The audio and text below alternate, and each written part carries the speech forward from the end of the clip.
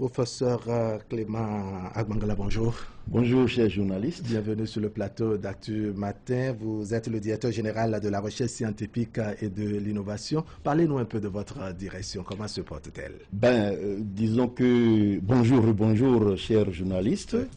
En réalité, donc, vous avez le ministère de l'enseignement supérieur et de la recherche scientifique, n'est-ce pas, qui est en charge donc de la recherche scientifique et de l'innovation dans notre pays. C'est ça. Donc, dans ce cadre, donc, il y a une direction générale de la recherche scientifique et de l'innovation. Et cette direction générale de la recherche et de l'innovation donc s'occupe de la politique de l'État en matière de recherche scientifique. Donc, et comme vous le savez, la recherche scientifique accompagne le développement. Et notre gouvernement a si bien compris ça, de telle manière que le chef de l'État veut désormais que la recherche prenne sa place dans notre pays. Alors qu'on puisse arrimer la recherche avec le développement. Exactement. D'accord. Alors il y a une série de questions qu'on adresse aux universitaires, surtout ceux qu'on qualifie d'enseignants, chercheurs et autres. On se demande qu'est-ce qu'ils cherchent et qu'est-ce qu'ils trouvent. Qu'est-ce qu'ils trouvent. Comment cela se passe? Bon, oui, c'est d'ailleurs ça qui nous fait sortir désormais de nos laboratoires. Vous voyez, puisque l'enseignant-chercheur, ou bien le chercheur en général, n'est-ce pas, c'est quelqu'un, n'est-ce pas, qui est là pour s'occuper, n'est-ce pas, de la résolution des problèmes qui se posent à la nation en matière de développement sur tous les plans. Est-ce que vous voyez? Bon, donc l'enseignant-chercheur, ou bien le chercheur, est dans son laboratoire. Nous sommes d'accord. Il fait sa recherche, il trouve des résultats. Bon, ces résultats-là, ce n'est pas à lui de les vulgariser ou bien de dire voici ce que j'ai trouvé, etc. etc. Est-ce que vous voyez un peu ce que je dis? C'est ça même le problème. C'est un peu comme s'il s'enferme dans sa tanière, il s'enferme dans son laboratoire, et donc ce qu'il a trouvé finalement après les recherches, ce n'est pas connu. Ce n'est pas connu, alors qu'il se trouve de très bonnes choses. Est-ce que vous voyez? Donc, à un moment donné, nous nous sommes dit, compte tenu donc de la vision de l'État, n'est-ce pas, en matière donc de la recherche et de l'innovation, et compte tenu de tout ce qui se fait, n'est-ce pas, pour que la recherche joue son rôle comme cela se doit, il faudra que désormais nous essayions donc de communiquer autour de ce que les chercheurs font, n'est-ce pas, pour que les gens sachent que les chercheurs sont là, n'est-ce pas, pour trouver des solutions aux problèmes qui se posent à eux. Est-ce que vous voyez? Les entrepreneurs, n'est-ce pas, c'est-à-dire tous ceux qui donc travaillent pour le développement, est-ce que vous voyez? Donc nos communes, nos mairies, je veux dire, etc. Les collectivités locales. Tout cela, quand ils ont un problème, nous voulons leur dire désormais qu'ils peuvent s'adresser à la recherche. Et la recherche est là donc pour les aider à trouver des solutions donc, à ces problèmes-là. D'accord. En termes de résultats, c'est-à-dire après tant de recherches sur plusieurs années, comment se présente le résultat et quelles sont les natures ou quelle est la nature de ces résultats? Bon, vous savez, je ne peux pas me mettre maintenant à vous dire, voilà les résultats que nous avons. Est-ce que ça sous-entend qu'il y a beaucoup de résultats? Il y a tellement de résultats qu'on ne peut même pas, en tout cas, en parler complètement. Vous savez, les chercheurs, les enseignants-chercheurs béninois, sur le plan international, font beaucoup de choses. Et donc, sur le plan national aussi, ils en font suffisamment. Est-ce que vous voyez?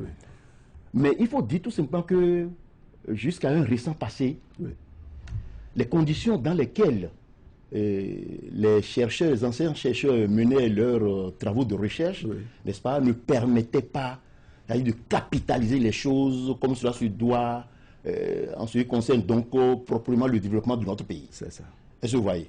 Parce que du fait que les structures donc, de recherche, c'est-à-dire, je veux parler des laboratoires au niveau des universités et d'autres institutions, étaient, c'est-à-dire, créés, c'est-à-dire comme ça, donc, ce n'est pas structuré, etc. Ça faisait que le gouvernement a de la peine à mettre de l'argent n'est-ce pas? Donc dans quelque chose qui n'est pas... Dans la recherche, à l'effet d'encourager les chercheurs. Est-ce que vous voyez? Bon, donc, à un moment donné, bon, le chef de l'État dit, ah, t'as tout ça là.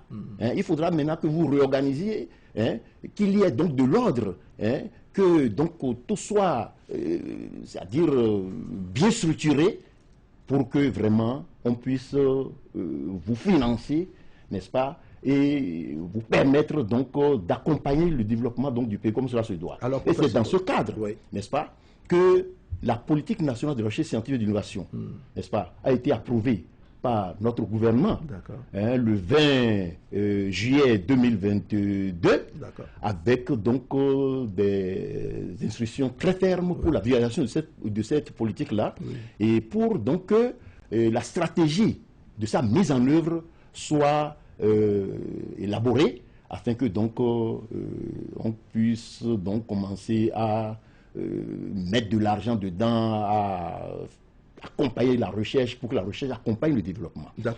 Et désormais, la façon dont les laboratoires fonctionnaient, nous sommes d'accord, ce ne serait plus cela désormais.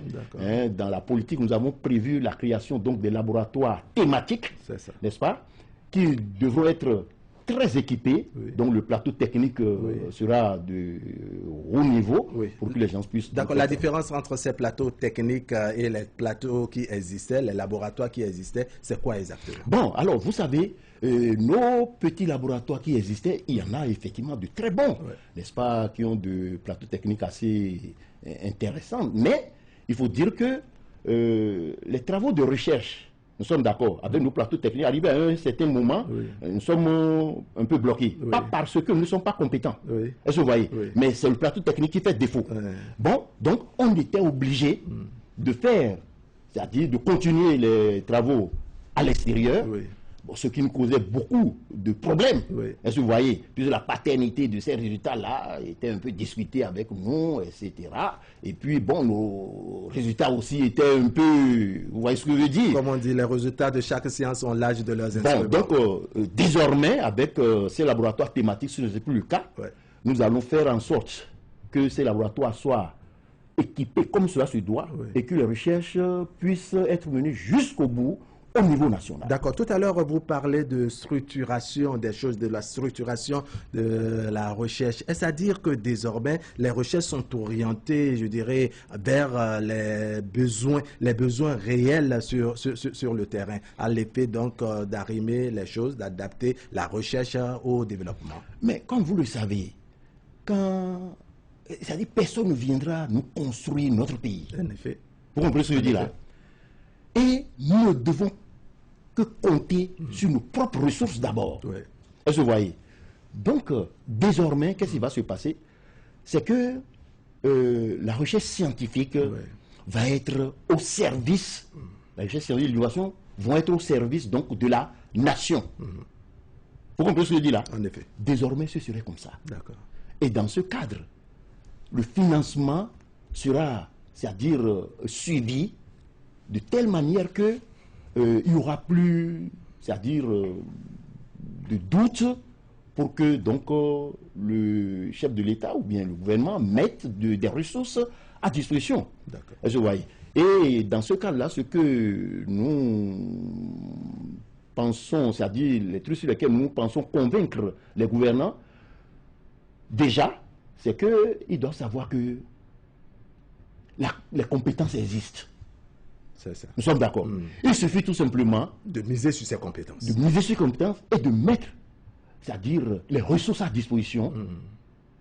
Et pour booster les choses. Alors, professeur Agbangla, vos services étaient à Parakou, à Abomey également pour les cafés scientifiques. Je parle donc de ces journées de recherche et de présentation des résultats. Comment les choses se sont passées?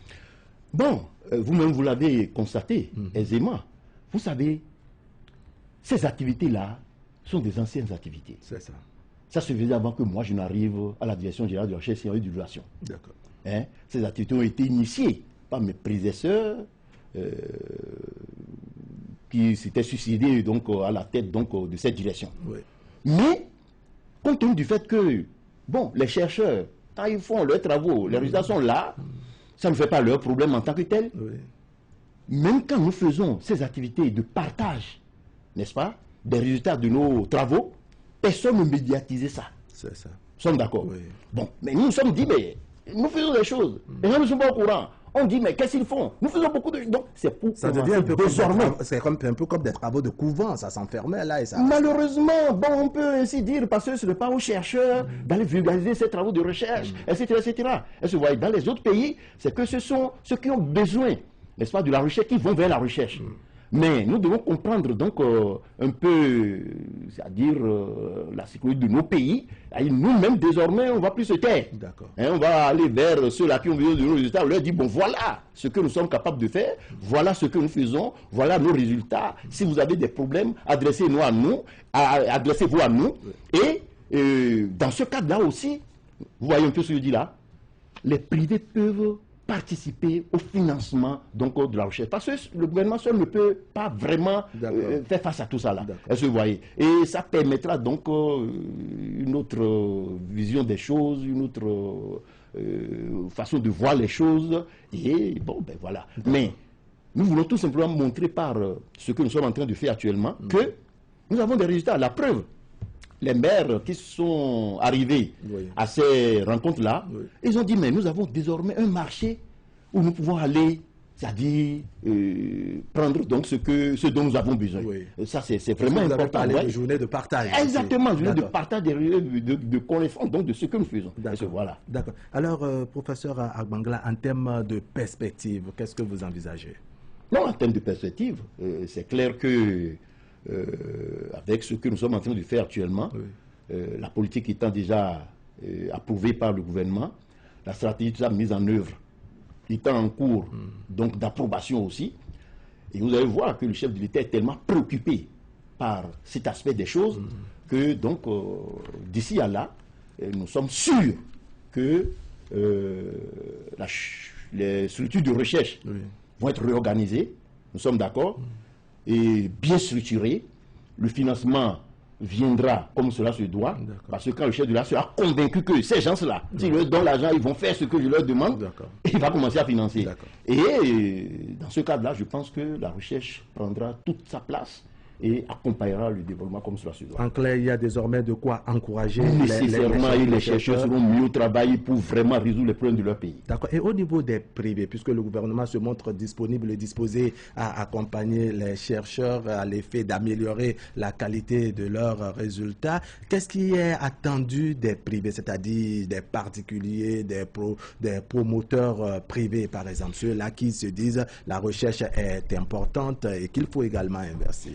Mais vous savez, les journées de partage aussi visent ce but-là. D'accord. Sans parler donc de la politique qui a des dispositions qui permettent donc d'associer. Parce que les privés, c'est eux qu'on peut compter, c'est eux qui ont l'argent. D'accord. Est-ce que vous voyez?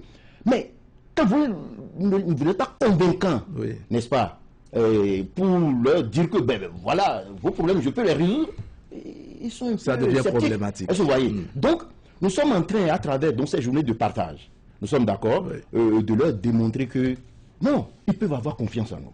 Ils peuvent nous poser leurs problèmes. Nous sommes là pour les accompagner. Et nous sommes là tous, acteurs de développement, et la recherche, donc, c'est-à-dire, est prête à régler tous les problèmes, c'est-à-dire qui sont donc confiés à elle. Et je pense que désormais, les choses iront bien. Votre mot de conclusion, professeur? Bon, mot de conclusion, je vais dire que je remercie beaucoup ma patronne, Madame la ministre de l'Enseignement supérieur et de la Recherche scientifique, le professeur Ladécan Éléonore, n'est-ce pas, qui se bat comme un lion pour que désormais les choses changent au niveau de ce ministère-là, sur tous les plans. Et en ce qui concerne donc la façon dont la recherche va accompagner désormais le développement. Je remercie aussi le chef de l'État, qui ne cesse donc de nous bousculer pour que les choses aillent mieux.